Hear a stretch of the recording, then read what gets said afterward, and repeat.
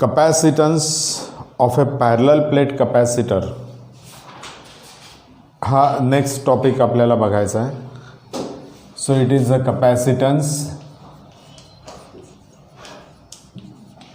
Of a parallel plate capacitor. Parallel plate capacitor विषयी आपण बोललेलो आहोत आधी, की ज्याच्यामध्ये दोन्ही प्लेट्स एकमेकांना पॅरलल असतात आणि पॅरलल असलेले जे कपॅसिटर्स आहेत हे पॅरलल प्लेट कपॅसिटर्स हे दोन टाईप्सचे असतात, की ज्याच्यामध्ये दोन पॅरलल प्लेटमध्ये जर आपण एअर असेल किंवा व्हॅक्यूम असेल, काहीच आपण भरलं नसेल, तर हे विदाऊट डायइलेक्ट्रिक म्हणून ओळखले जातात.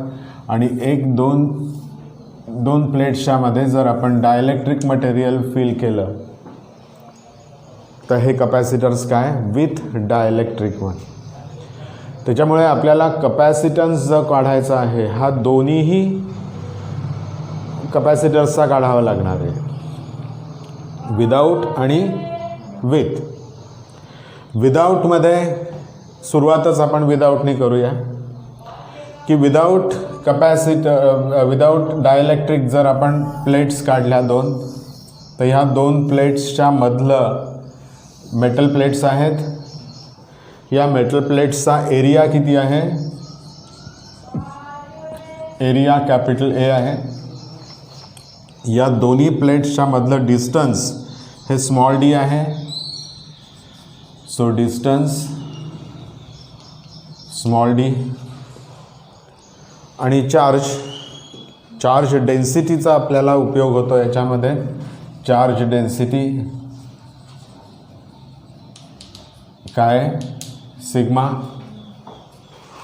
आणि अर्थातच या दोघांच्या मधलं जे मीडियम आहे त्या मीडियमचा इलेक्ट्रिक पॉवर किंवा इलेक्ट्रिक एनर्जी स्टोअर करण्याची जी कपॅसिटी आहे ती आपल्याला काउंट करतो आपण. That is epsilon zero. म्हणजे काय? Permittivity. Right. So epsilon zero ही परमिटिव्हिटी. सो एवढे सगळे व्हेरिएबल्सचा वापर करून आपल्याला त्याचा कपॅसिटन्स फाइंड आउट करायचा आहे. आता ह्या कपॅसिटरला आपण सपोज पॉझिटिव्ह एक इन्सुलेटेड असतं, एक प्लेट इन्सुलेटेड असते आणि एक प्लेट जी आहे ती आपण काय करतो? अर्थला कनेक्ट करतो.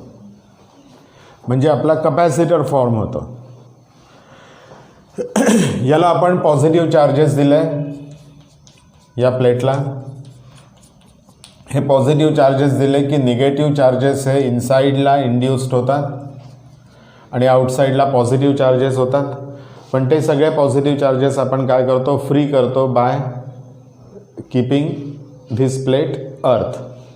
ते फ्री झाले की आता आपला कपॅसिटर हा कपॅसिटर म्हणून वर्क करायला सुरुवात होतं. म्हणजे काय? की त्याची एनर्जी स्टोअर करण्याची त्याची जी एक फंक्शन आहे, त्याचं मेन फंक्शन आहे, ते फंक्शनला तो स्टार्ट करतो.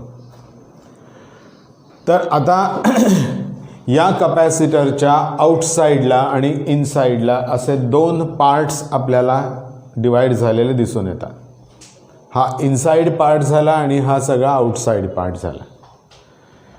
जर आपण बघितलं तर इंटेन्सिटी या साईडला तुम्हाला झिरो असते, आउटसाईडला ही झिरो असेल. या देखील आउटसाईडला इंटेन्सिटी ही झिरो असते. जर आपण इथे एक पॉईंट घेतला, इथे पॉईंट पी सपोज घेतला, तर ह्या पॉईंट पीला आपण जर फाइंड आउट केलं तर इंटेन्सिटी झिरो येईल. आणि इकडे एक पॉईंट घेतला तरी झिरो येईल. आणि मध्ये जर पॉईंट पी घेतला तर इथे मात्र तुम्हाला इंटेन्सिटी दिसून येईल. ती इंटेन्सिटी किती असेल?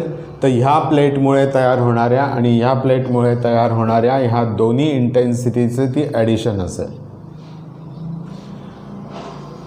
आता तुमच्या डोक्यामध्ये कदाचित प्रश्न येऊ शकेल की बाहेर ईची व्हॅल्यू झिरो का आहे?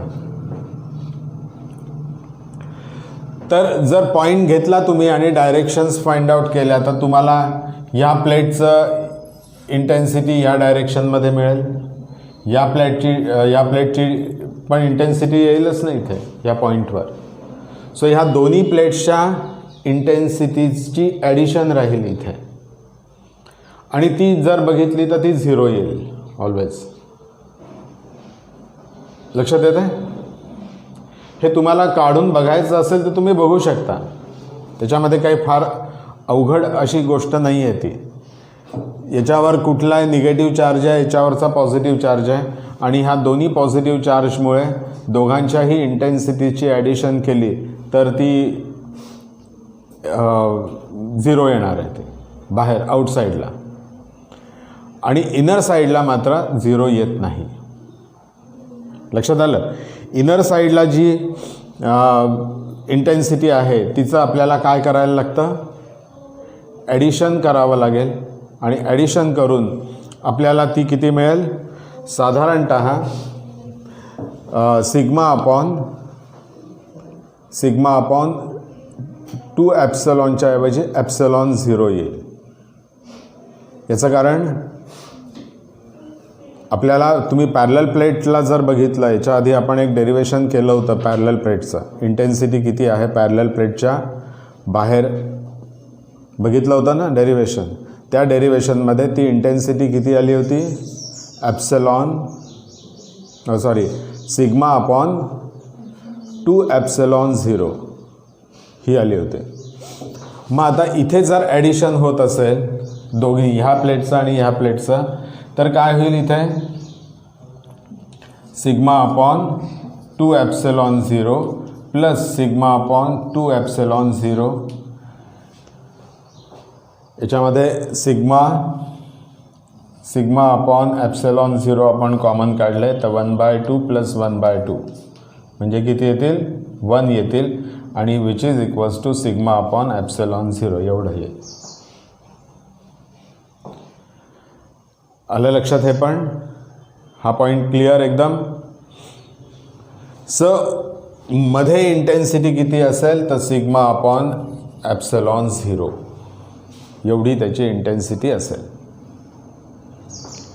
तर आता आपण पोटेन्शियल जे आहे डिफरन्स ह्या दोन्ही प्लेट्सच्या दरम्यानचा पोटेन्शियल, कारण इथे जे काय पोटेन्शियल तयार होईल आणि इथे पोटेन्शियल तयार होईल, हे दोन्ही पोटेन्शियल्सच्या मध्ये काय राहणार आहे, डिफरन्स राहणार आहे. कारण निगेटिव्ह पॉझिटिव्ह आहेच. आपण बॅटरी सेलमध्ये आपण बघतो, सेलमध्ये निगेटिव्ह आणि पॉझिटिव्ह असतं. करंट कुठून वाहतो, पॉझिटिव्हकडनं निगेटिव्हकडे वाहत असतो. मग आपण पॉझिटिव्हचं पोटेन्शियल काय करतो, हायर लेवलचं घेतो, निगेटिव्हचं पोटेन्शियल आपण लोअर लेवलचं घेतो. सो तिथे डिफरन्स असतोच तो. तर इथेही तो डिफरन्स इथे मेंटेन करणारच आहे. सो त्या डिफरन्सला आपण सपोज व्ही असं म्हटलं. सो पोटेन्शियल डिफरन्स किती आला, V. Capital V is a potential difference between plates. बरोबर आहे. आणि हा पोटेन्शियल डिफरन्स हा इंटेन्सिटीशी रिलेट करायचा असेल तर आपल्याला अजून एक फॉर्म्युला आहे, E is equals to V upon small D. हाही आपण मागे बघितलेला आहे. सो हा फॉर्म्युला आहे, आणि V इज इक्वल्स टू आपण ह्याला E इंटू स्मॉल डी घेऊन. ईची व्हॅल्यू आपल्याकडे आहे, दोन्ही प्लेटच्या दरम्यानच बघतोय आपण, बाहेरचं तर बघण्याची गरजच नाही आहे कारण 0च येत आहे. मग ईची व्हॅल्यू किती आहे, V is equals to E sigma upon epsilon 0 into D. बरोबर आहे.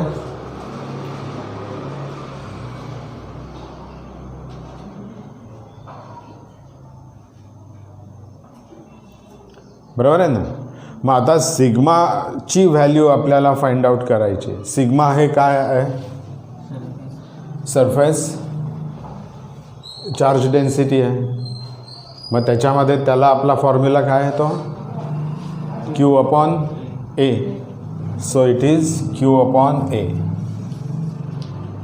So by keeping the value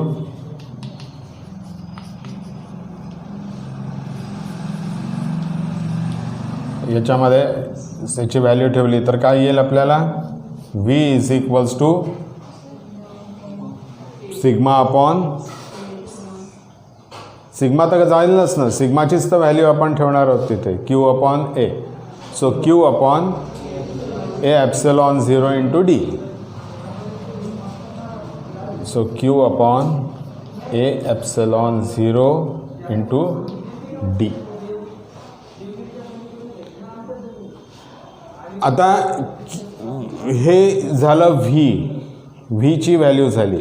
पण आपल्याला आपण हेडिंग काय दिलेलं आहे आपल्या टॉपिकचं, आपल्याला कपॅसिटन्स फाइंड आउट करायचा आहे. मग कपॅसिटन्सचा फॉर्म्युला आपल्याला काय आहे, C is equals to Q upon V.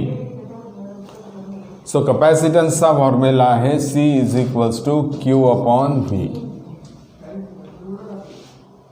So व्हीची व्हॅल्यू आपल्याकडे आहे, क्यू आहे. सो इथे ती व्हॅल्यू जर पुटअप केली आपण क्यू, आणि इथे क्यू अपॉन ए एप्सिलॉन 0 क्यू डी, आणि ह्याला जर आपण कॅन्सल केलं तर काय, क्यू तर कॅन्सलच होईल. So it is A epsilon 0 upon D. So capacitance is equals to A epsilon 0 upon D. Clear? याच्यामध्ये काही शंका?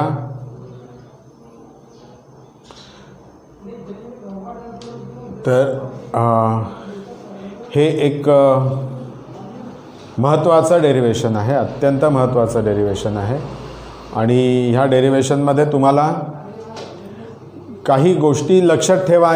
आणखीन एक त्याच्यामध्ये ॲडिशनल गोष्ट आहे की इथे आपण चार्जेस अपोजिट दिलेले आहेत,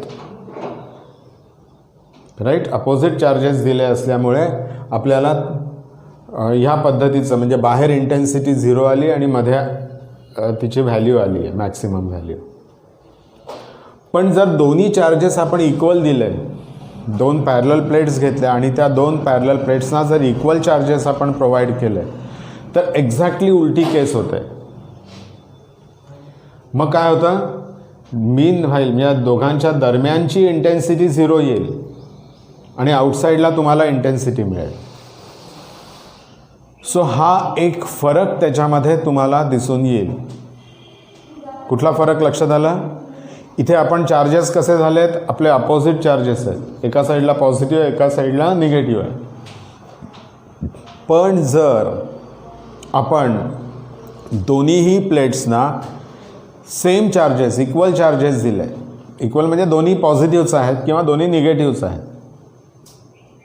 लक्षात आलं, तर तुम्हाला त्या दोन प्लेट्सच्या दरम्यानची इंटेन्सिटी ही 0 मिळेल आणि प्लेट्सच्या आउटसाईडला तुम्हाला इंटेन्सिटी जी मिळेल ती मात्र सिग्मा अपॉन एप्सिलॉन 0 एवढी राहील.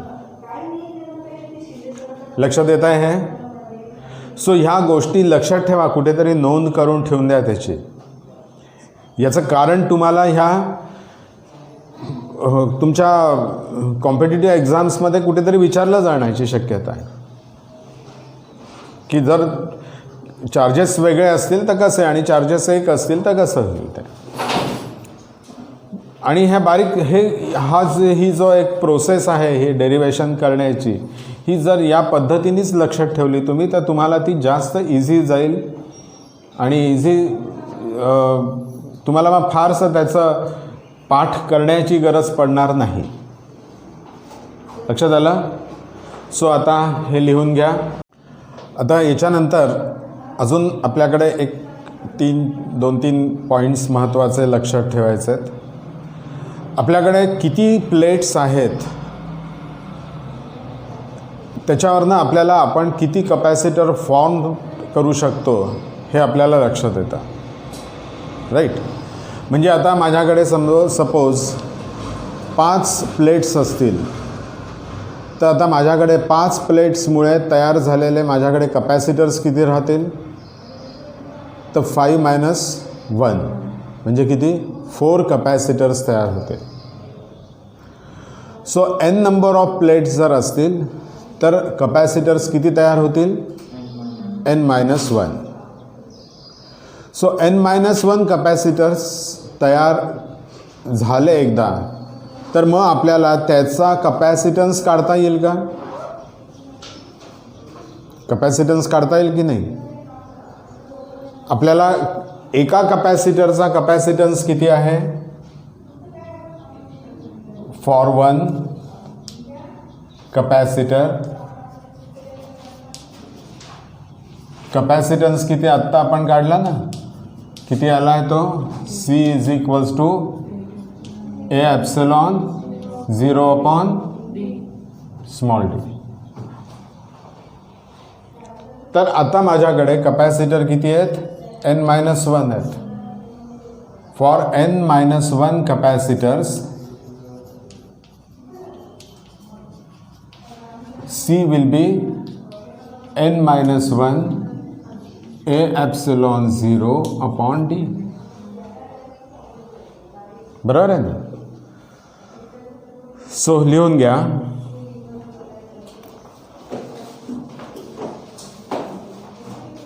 If there are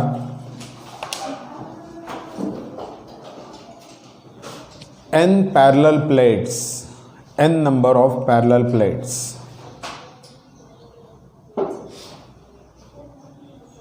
then there will be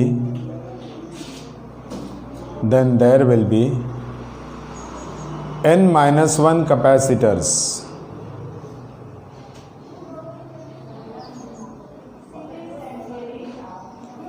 n-1 capacitors. Hence, C is equals to हा formula.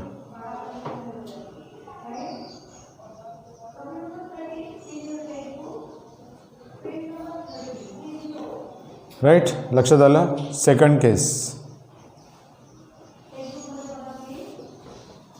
For a spherical capacitor,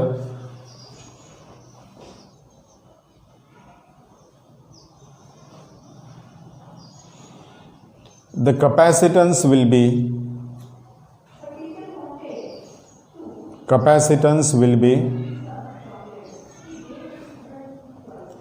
C is equals to 4 pi epsilon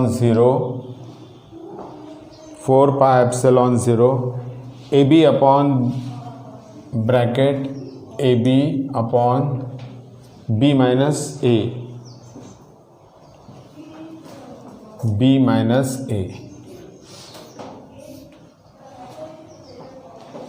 where A and B, small a and B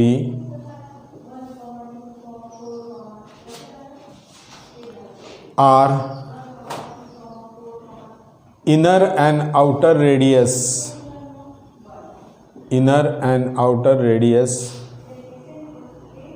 of spherical shells.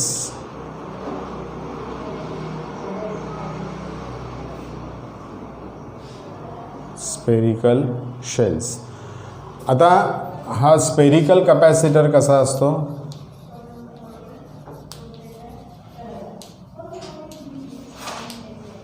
दोन concentric shells जे आहेत हे एकमेकांमध्ये fit केले जातात.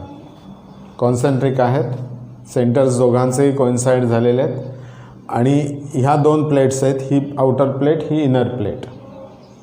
या दोन प्लेट्समध्ये स्मॉल डी एवढं डिस्टन्स मेंटेन केलेलं असतं किंवा आयदर त्याच्यामध्ये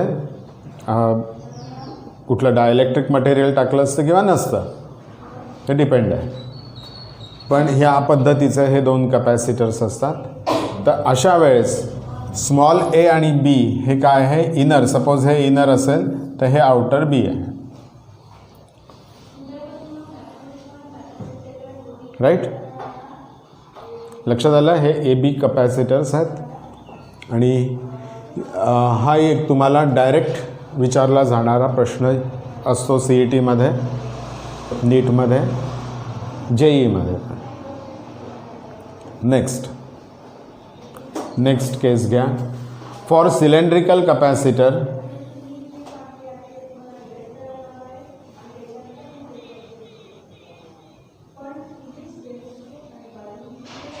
Capacitance will be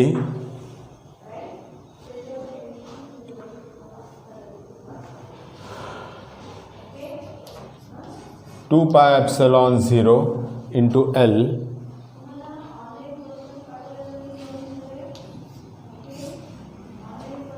upon log base E आहे B upon A which is equals to cylindrical capacitor जो आहे तो या पद्धतीचा आहे. दोन सिलेंडर्स एकमेकांमध्ये फिट केलेले आहेत आणि अर्थातच त्याचा ए आणि बी हे त्याच्या इनर आणि आउटर रेडियस आहेत.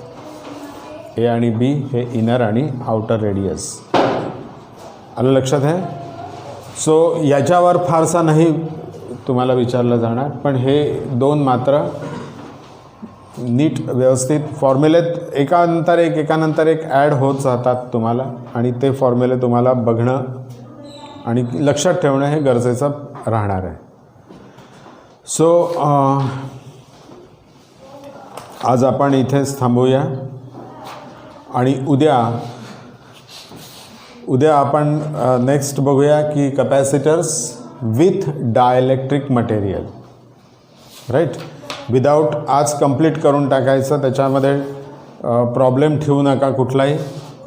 म्हणजे मग उद्याचा विथ डायलेक्ट्रिकवाला इझिली आणि पटकन समजेल तुम्हाला. आणि त्याच्यानंतर आपल्याला डिस्प्लेसमेंट करंट आहे, एनर्जी स्टोअर्ड